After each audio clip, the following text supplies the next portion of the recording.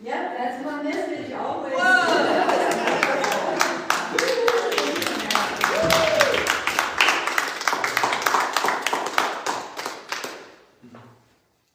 mean, yeah. So this month we've been looking at the idea of abundance and how nature is overflowing, and we're part of that natural abundance. The law of circulation. You can't take an in-breath without breathing out. And last week I talked about your spiritual bank account. And remember the reticular formation in your brain. It's scientific. It's not woo. What you pay attention to, you get more of. That's part of it. And you all received a new ATM card last week. And if you weren't here and you'd like an ATM card, you can pick one up. Automatic transformational mind. God is mine today. I mean, good is mine today. All my needs are met. All my needs are met. My life is blessed. My life is blessed. Can't go wrong with those deposits in your account, right? And we're also in the midst of a 40-day prosperity program, gratitude program, gratitude transformational 40-day journey. And I know some of you are doing this. And I want to add, on the back table as you go out, there's something to insert, and it's a forgiveness practice. Because forgiveness is a really big part of gratitude. So if you want to pick one of those up to stick in your book, I think we have one of these left, so you can let me know. And today we're going to look at the power of praise and thanksgiving. And what a perfect week to do that.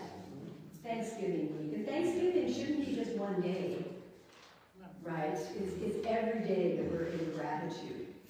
You know, in the class I just finished teaching, it was a 6-week course called Change Your Thinking, Change Your Life. Bravo to those of you that finished. And we looked at 40 names of God in a metaphysical interpretation. Because if you grew up in a traditional Christian background like I did, there was one image of God for me. Up in a cloud, white hair, long beard, And mad. Yeah, angry, vengeful, you gotta do this. And blessed be. Well, in metaphysical teaching, especially in science of mind, we talk about this expansive being in many different ways. And we had, in this class, we had 40 names for this thing. Ernest Holmes calls it the thing itself. I love that. So I want you to just take a breath and hear these words. If you want, you can close your eyes. And see if one lights you up. Because if the word God, you can't quite get it because of your upbringing, find a different word. The one infinite reality, universal spirit, divine nature, divinity, divine being, omnipresence, one life, infinite good, infinite knowingness, immensity, infinite unity, intelligence from which everything comes, the living Spirit Almighty, divine mind, pure intelligence, source, the eternal, the thing itself, the universal mind, ultimate essence, universal life, universal wholeness, the one and only, divine intelligence, love, holy presence, first cause, the great I am, and the absolute.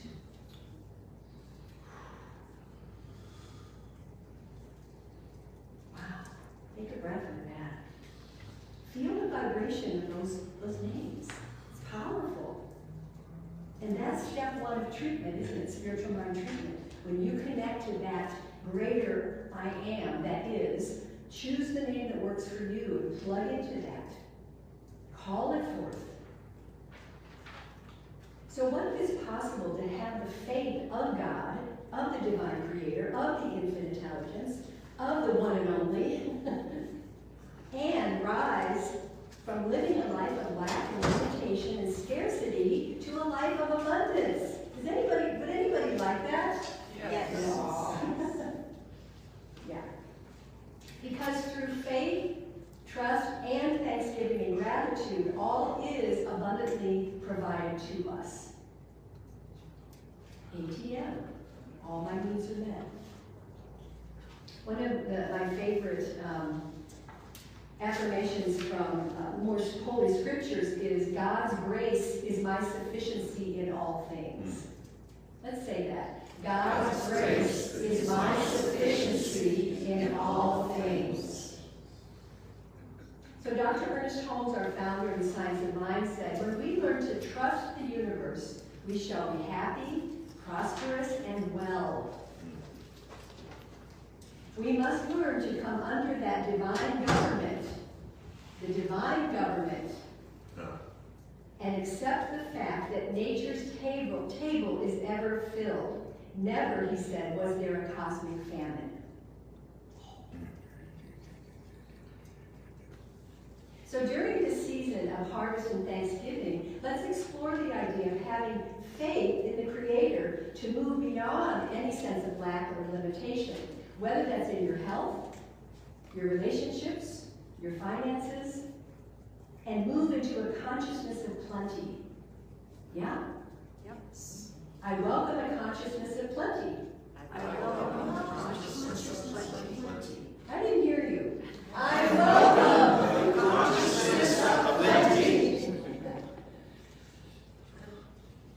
And remember I mentioned last week, notice when you say an affirmation, the first thought that comes next. Is it saying, yeah, right? No, you're never going to do that. That's where you do your spiritual mind treatment. You work on removing that block. That's a weed in your subconscious. So you keep saying an affirmation until the next thought after it is the same thing. It's not negating it, right? Okay? You all understand that. So with deep, childlike faith and thanksgiving, we can have a grand rising and know that miracles can truly happen in our lives if we believe they can. There's that B word, belief. So many of you have probably heard the Bible story of the miracle of the loaves and the fishes. And if you haven't, I'll tell you the story. Jesus used 5 loaves and 2 fish supplied by a young boy to feed a multitude of followers. It is said, Jesus took the loaves and fishes and gave thanks, broke them, and then the humanly impossible became divinely possible. 5 loaves and 2 fish fed thousands of people, with some leftovers. Before even asking, Jesus trusted and knew that he had access to the infinite abundance of Spirit, which you all do too.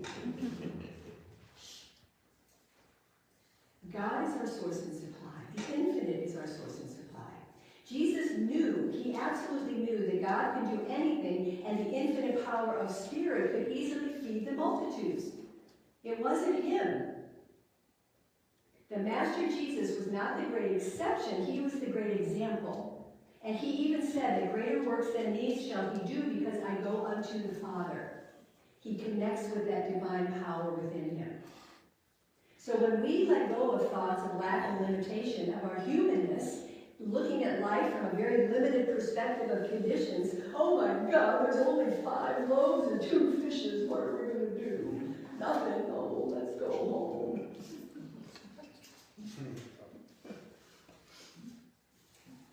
We can shift ourselves and move to a place within where I and the Father are one. Or I and my good are one, however you want to say it.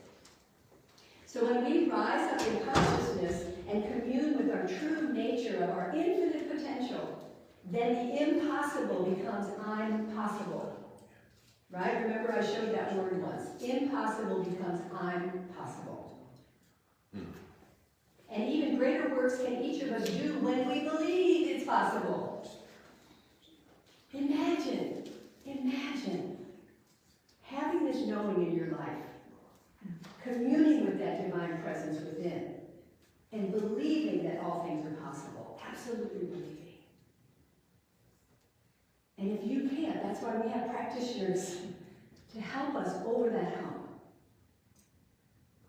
So think about a time in your life when you had childlike faith and a miracle seemingly happened. Just think about that. Or maybe something happened against all odds in your life. When was there a time that you acted on faith and intuition and you reaped the bounty?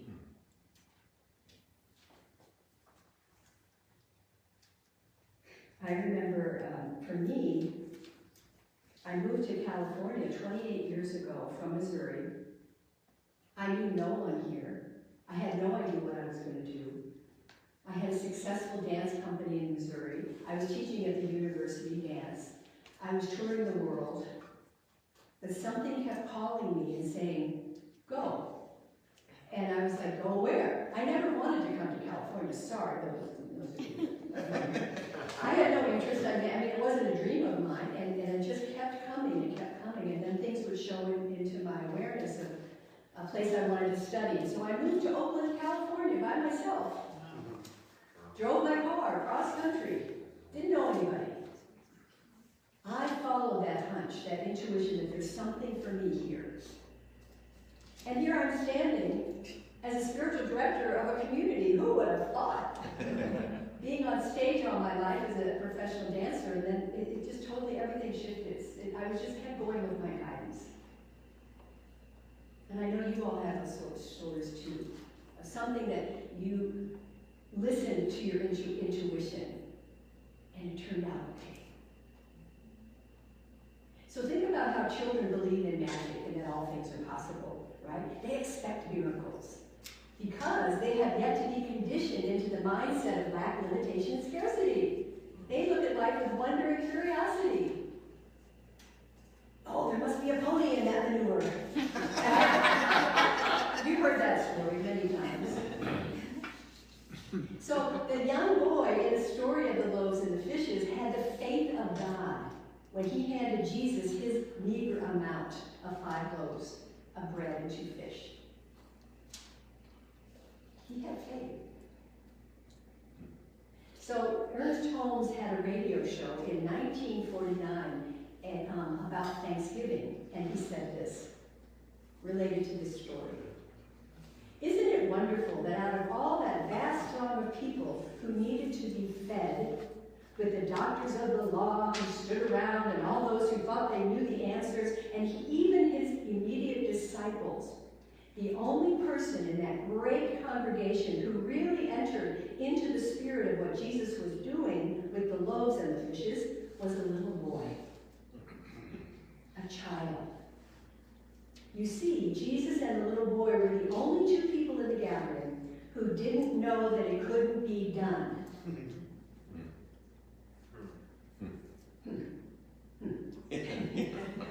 They were the only 2 that didn't know it couldn't be done. Hear that. Wow. And Jesus apparently wanted the cooperation of someone who did know that it could be done just as he knew. Wow. So there's power in thanksgiving and gratitude. And notice the first thing in the story of the loaves and fishes that Jesus did was give thanks. That was the first thing he did. In advance for the miracle that was going to happen. He didn't know how it was going to happen. He gave thanks for it happening. He didn't wait until afterwards. He had the faith of God, knowing that all was well and that seemingly tiny amount of food would multiply and feed everyone. Wow, that's faith. So are you and I giving thanks and praising our own increase? Are we gratefully acknowledging the good that we wish to experience before it shows up? Or are we complaining about the little things in our lives so that they can't multiply? I mean, after all, it's really the little things that count, isn't it? Can we bless those little things in our life? My life is blessed. Say that with me. My life is blessed. Say it again. My life is blessed.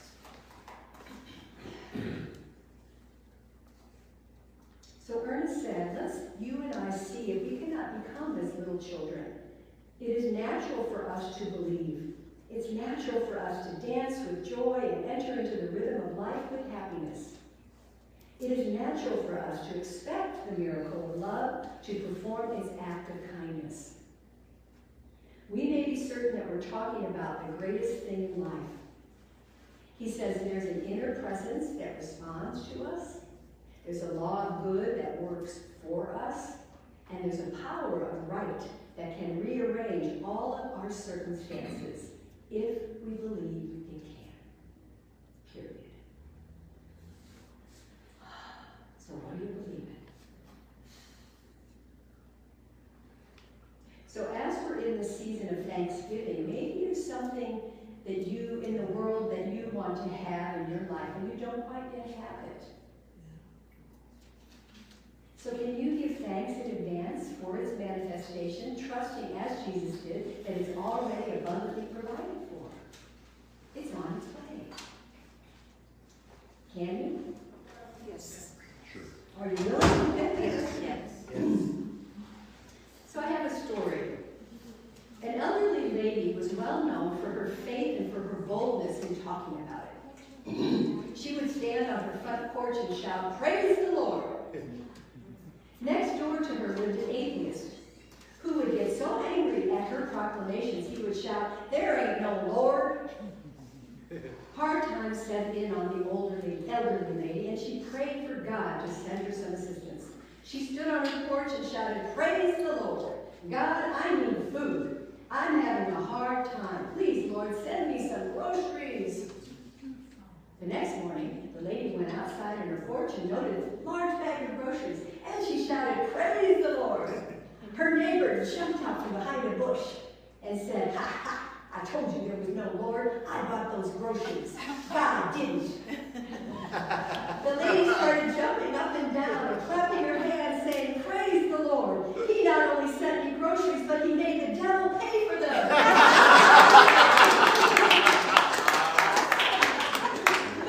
Praise the Lord. Oh, God. I think that's so funny. Because you don't know how it's going to show up. Right? You have to be open to how something shows up. Might not be what you thought it was. So the great late Wayne Dyer said, abundance is not something we acquire, it's something we tune into. It's an attunement, abundance.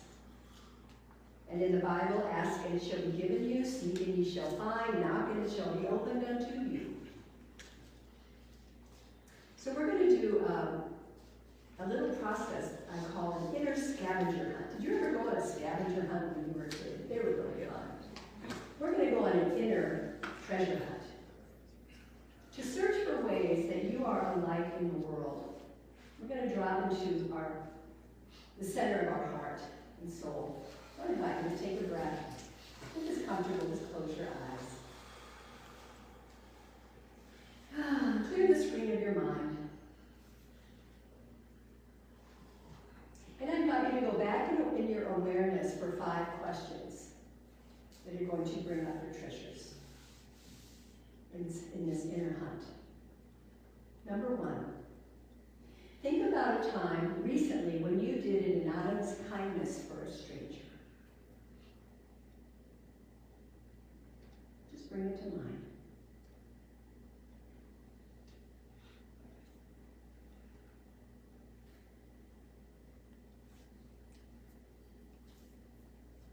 Number 2, when and to whom did you say thank you to today?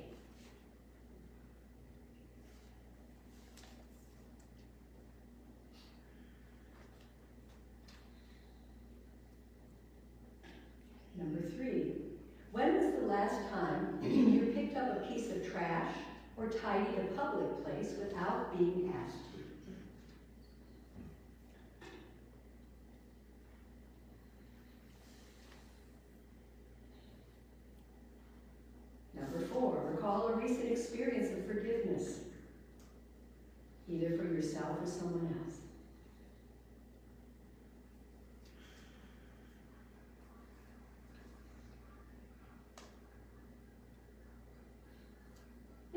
5, when was the last time you smiled and felt happy or in awe of something you saw or witnessed?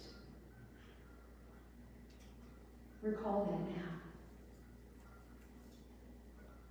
When was the last time you smiled and felt happy or in awe of something you witnessed?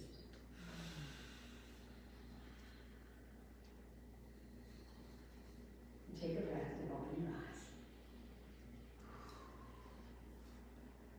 How'd you do? And if you couldn't find any examples, that's okay. I encourage you to think about practicing these 5 treasures this week because they're your deposits in the divine bank of life. They're simple deposits that you can then withdraw when you need. Be kind. Say thank you. Pick up. Forgive. And smile. Simple. Repeat after me. Be kind. Be kind. Say thank you. Say thank you. Pick up. Pick up. Forgive. Forgive. And smile. Smile.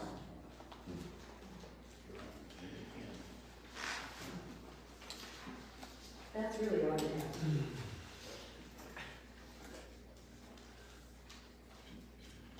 So this week, I invite you to think about, before your meditation time, think of a situation where maybe you're feeling a sense of lack or limitation. And take out a piece of paper, and on the top of the paper, write the abundance you're seeking. Because we're talking about this idea of our natural abundance. So the perfect job, physical, financial abundance, better health, harmony in my relationship. And just write it on the top. And then before going into the stillness, deeply know with the divine, with the one and only, with the infinite spirit that all things are possible. Just be willing to entertain that idea. Tune into that infinite spirit, which is step 1 of treatment. Feel a deep sense of communion with that, step 2 of treatment. Read your abundance statement, and then completely let go. As you move into your time of meditation, just let it go. Take 10, 15, whatever time you use, minutes. And when you're complete, take a breath, pick up your pen, read the statement on the top of your paper. Without thinking, just start writing about what Spirit reveals to you regarding that abundance related to that. It's like visioning, basically.